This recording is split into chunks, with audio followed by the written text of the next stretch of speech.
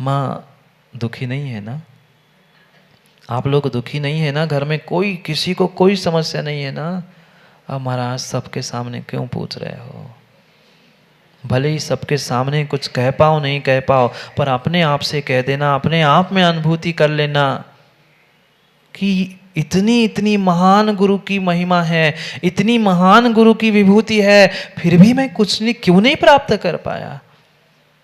कमी गुरु में थी निर्मल जी, कमी गुरु में नहीं थी। आपने भले ही कमी गुरु में खोजी, भले ही आपने गुरु में कमी खोजी, पर कमी गुरु में नहीं थी, गुरुता में कमी नहीं थी। उनके प्रति श्रद्धा, उनके प्रति समर्पण में हम में ही कमी थी। अगर हम में कमी नहीं होती, हम में कमी नहीं होती, तो हमें महावीर से कम हमारे गुरु नहीं लगते। पर फिर भी आज की माता कहती है, गुरु जी महावीर बने आना, पारसनाथ बन के आना, वीर बन के आना। क्यों जैनागम का लोप कर रहे हो माताओं? जो वीर बन गए, महावीर बन गए, पारसनाथ बन गए, वे लौट के आने वाले नहीं हैं। हमें में गुरु नहीं दिख रहा, भगवान को क्यों उतार रहे हो? भगवान की मुद्रा और गुरु की मुद्रा में क्या अंतर था?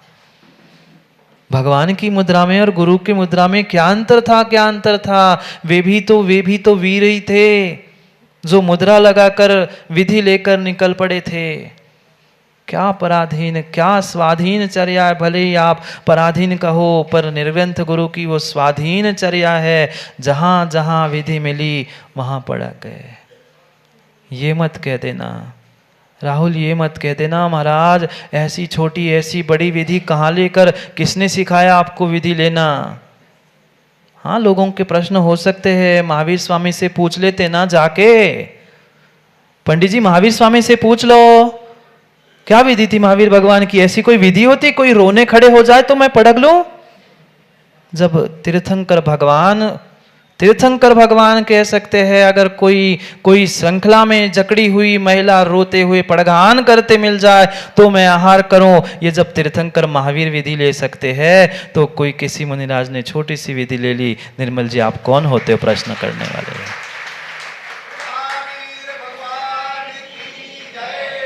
कोई पूछने जा सकता है? पूछने भी जाओ ना, किसी से पूछने भी जाओ ना, किसी से पूछने भी जाओ ना, तो वो यही कहेगा ये हमारी साधना है। ये मैं अपने पुण्य की परीक्षा कर रहा हूं, मैं अपने पुण्य की परीक्षा कर रहा हूं कि मेरे भाग्य में आज आहार है भी कि नहीं है। ये उनका वृत्ति परिसंख्यान नाम का तप चल रहा है। और ये प्रश्न चिन्ह श्रावक क्या एक निर्ग्रंथ भी नहीं कर सकता, एक निर्ग्रंथ भी नहीं कर सकता कि तुम कौन सा क्यों कैसा तप कर रहे हो। ये गुरु शिष्य का मामला है। अधिक से अधिक गुरु पूछे, शिष्य का या श्रावकों का कोई अधिकार नहीं होता। स्वाधीन चर्या है। अरे वीर वृत्ति है, सिंह वृत्ति है। वे मुद्रा लेकर जो मन में आकर खड़ी हो गई, वो आखिरी विधि लेकर निकल पड़े। विधि है तो पड़गाने वाला मिल जाए, नहीं तो आगे लौट के वे महावीर भगवान 1 मिनट में विधि मिल गई थी क्या निर्मल जी? 3 चक्कर में? कहाँ और कौन से आगम में लिखा है इतने चक्कर, इतने घंटे, इतने? कुछ नहीं। ये तो दिगंबर गुरुओं की स्वाधीन सिंह वृत्ति होती है। वे सिंह वृत्ति बिजली के समान चमक दिखा के निकल जाते हैं। अगर आप में दम हो, आपके पुण्य में दम हो, तो मुनिराजों को और गुरु को पड़गा के बताओ, दुनिया के प्रश्न खड़े करने से काम नहीं बनता। नहीं बनता। बहुत अच्छी बात, मुझे तो बहुत अच्छा लगा वकील साहब, जब सुधा सागर जी ने उत्तर दिया। एक श्रावक ने प्रश्न भेजा कि मुनिराज क्या विधि ले सकते हैं? कितने देर तक घूम सकते हैं? कैसी विधि ले सकते हैं? क्या ले सकते हैं? बहुत सुंदर उत्तर तब मुनिराज ने दिया। महाराज कहने लगे, आप श्रावक हो, आप श्रावक की व्यवस्था समझे, साधुओं की व्यवस्था गुरु शिष्य का विषय है, आपका अधिकार नहीं। कौन कितना घूम रहा है, कौन क्या विधि ले रहा है, वो गुरु शिष्य जाने। आपको पढ़ाना है सो पढ़ाओ, नहीं तो घर में चुपचाप रहो, उंगली उठाने की आवश्यकता नहीं। माँ सोचो, एक दिन भोजन में नमक नहीं मिलता तो घर में क्या होता है? पूछो ना। एक दिन घर में नमक नहीं मिलता है, ढंग का स्वाद नहीं रहता है भोजन में, तो थाली सुदर्शन चक्र बन जाता है। भले ही थाली नहीं बने, शब्दों के कितने बाण चलते हैं।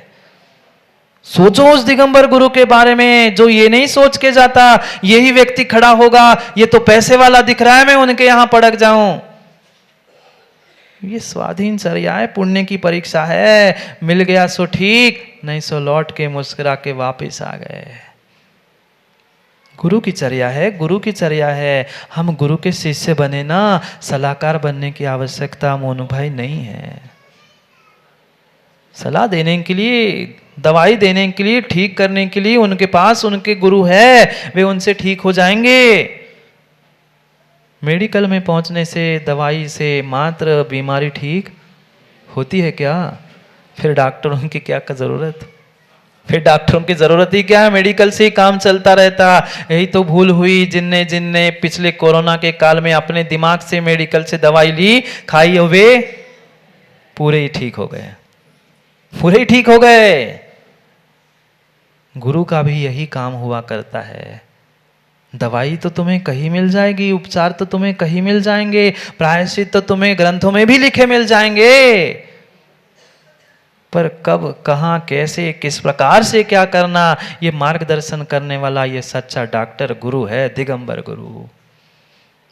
वही बता सकता है तुमने भूल की है, वही आपने बताई हुई भूल अपने पेट में रख सकता है, संभाल के रख सकता है। कहीं दूसरे रागी द्वेषी के यहां जाके बताओ, आज तो रख लेगा तुम्हारी गलती को, पर कल थोड़ी सी भी भूल कहीं तुम्हारे से अनबन हो गई, दुनिया के सामने वह भूल का प्रपंच करेगा कि तुम्हें पता है वो ऐसा है। कोई कोई घड़ी, घंटा, मिनट, वकील साहब इसका बंधन आगम में नहीं कहा है कि 9:10 को मुनिराज आहारचर्या के लिए जाएंगे, 12:01 पर सामायिक में ध्यान में तल्लीन हो जाएंगे। ऐसा कोई घड़ी का, टाइम टेबल का नियोजन किसी आगम ग्रंथ में नहीं लिखा। क्या करे राहुल, जानता भी नहीं और मानता ही नहीं है, जानता भी नहीं और मानता भी नहीं है। आगम की बात ही कह दूं, पंडित जी कह दूं क्या?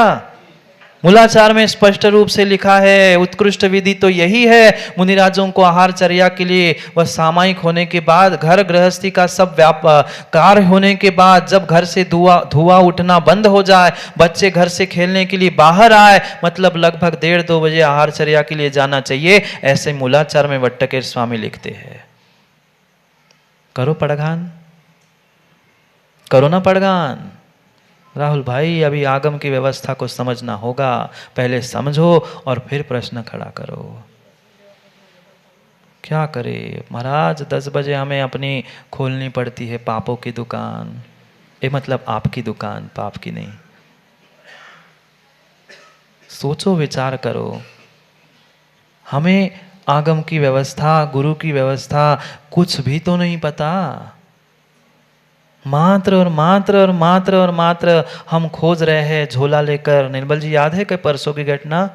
आज रविवार का दिन है, झोला पकड़ा देंगे, जाके सब दुकान में जाके खोज बीन करके आना, कहाँ क्या मिलता है, कहाँ कहीं कुछ नहीं मिलता। आज तक यही किया। यहाँ क्या है, वहाँ क्या है, वहाँ क्या होता है, यहाँ क्या होता है। अरे यहाँ क्या होता है डॉक्टर साहब देखो ना, हम यहाँ क्या हो रहा है वो नहीं देख रहे हैं, और कहाँ क्या होता है और कहाँ क्या होता है। अरे किसी से किसी की तुलना हो ही नहीं सकती। होती है क्या माँ, बोलो ना? एक माँ के 2 संतान, दोनों एक सी है ना? है ना? नहीं है। आपने जन्म नहीं दिया था क्या? पिता कोई अलग थे क्या? नहीं थे। वही माँ, वही पिता, पर फिर भी घर की सभी संतान, सभी भाई, सभी बहनों का एक सी प्रवृत्ति, एक सी वृत्ति हो ही नहीं सकती। कैसे संभव है? फिर तो ये दिगंबर गुरु है, वे आगम की चर्या को, अपनी स्वाधीन चर्या को जीने का पुरुषार्थ कर रहे हैं। उनको अपनी चर्या में जीने दो और उनके लिए सहयोग करो, जियो और जीने दो। गुरु कह रहे हैं, ये गुरु का शासन है। हाँ हाँ पंडित जी, गुरु शासन कहा है। अभी पढ़ेंगे श्लोक को, चंद मिनटों में हम वो सोमप्रभ स्वामी को पढ़ेंगे। कह रहे हैं गुरु शासन, गुरु रूपी शासन, गुरु रूपी शासन है ये। एक नहीं, ये पढ़ो ना, सामने ग्रंथ रखे हैं। एक जैन साहब आप पढ़ो, फोटो खींचो चाहे तो, और दिमाग में भी रख लो। आगम के बाहर कोई शब्द नहीं, गुरु शासनम, गुरु का ही शासन है। बिना गुरु बने कोई अरहंत नहीं बना, बिना निर्ग्रंथ बने कोई सिद्ध नहीं बना, इसलिए वह गुरु शासनम, गुरु शासनम। पर क्या करे, सचिन को पता नहीं, हमने जितना रट के रखा है हम तो उतना ही मानते हैं, हम तो दूसरे को मानना ही नहीं चाहते। जब लिखा है आगम में गुरु शासन, वीतराग शासन, युक्तानुशासन, नमोस्तु शासन, हमें कहने समझने में क्या दिक्कत है। गुरु शासनम मिल गया क्या माँ? झूठ तो नहीं बोल रहा हूँ ना? पढ़ लो, पढ़ेंगे हम सब मिलके श्लोक को। क्या कह रहे हैं सोमप्रभ स्वामी, उनकी भाव और भावनाओं को भी समझने का प्रयास करते। श्लोक नंबर 16। किम ध्यानेन भवत्वशेष विषय त्यागैस्तपोभिकृतम्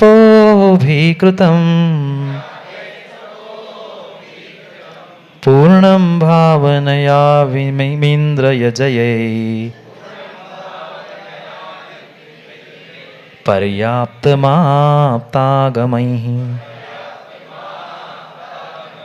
किं त्वेकं भवनाशनं कुरु गुरु प्रीत्या गुरो शासनम् सर्वे येन विना विनाथ बलवत् स्वार्थाय नालं गुणः। पढ़ो एक साथ।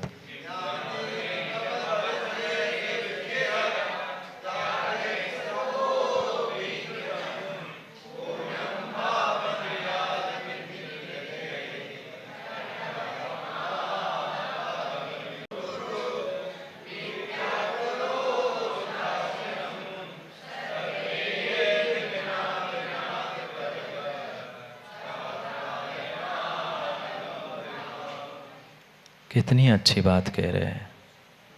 सब कुछ कर लिया माँ, सब कुछ कर लिया। घंटों घंटों की पूजा, महीनों महीनों के विधान, बरसों बरसों की तपस्या, सब कुछ एक किनारे रख लो, एक परड़े में रख लो और दूसरे परड़े में गुरु को रख लो।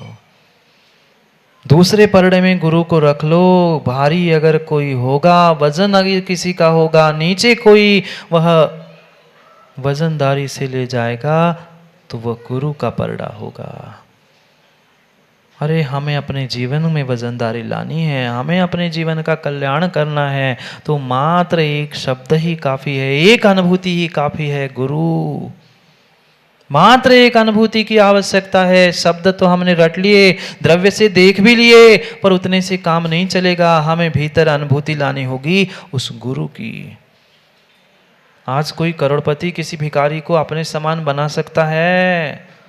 किस बात के बड़े फिर आप? किस बात के बड़े आप? वो दिगंबर मुनि के बारे में, दिगंबर गुरु के बारे में तो सोचो, उन आचार्य भगवंतों के बारे में तो सोचो, जिन्होंने स्वयं तो पंचाचार का पालन किया, दूसरों को सिखाया और अपने शिष्य की योग्यता देखकर उनको भी अपने समान बना लिया। उनको भी अपने समान बना लिया, चाहे दिगंबर मुनि बनाकर, चाहे आचार्य उपाध्याय पद पर आसीन कर कर।